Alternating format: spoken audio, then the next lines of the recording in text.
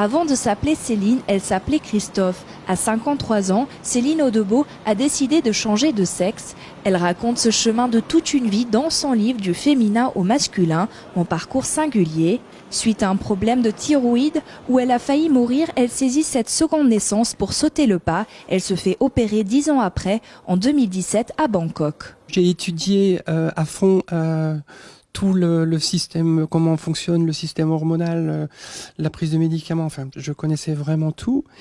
Et je voulais échapper au système français qui imposait 2 ans de psychiatrie. Et puis bon, je me considérais pas du tout comme malade. Et pour moi, c'était inacceptable qu'un médecin me dise si oui ou non je pouvais accéder à une transition que je souhaitais.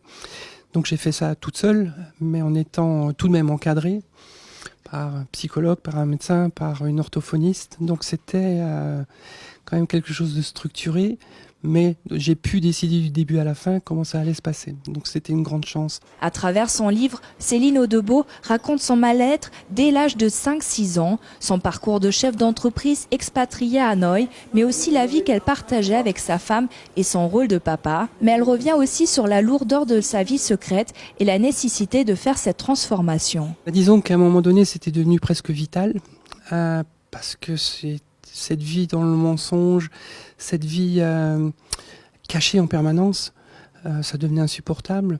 Et à partir du moment où j'en ai parlé autour de moi, déjà c'était une délivrance énorme et je commençais à sourire enfin, quoi. Donc, mais après, c'était vraiment le bonheur absolu, mais je pensais pas que ça puisse se passer si bien. Je m'étais vraiment préparé à devoir me battre, à devoir faire face à beaucoup de critiques, mais non, rien.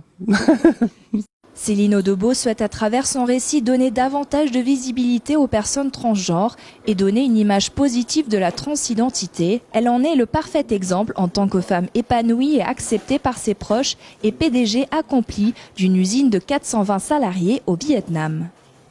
RGDS, partenaire des Alsaciens qui s'engagent.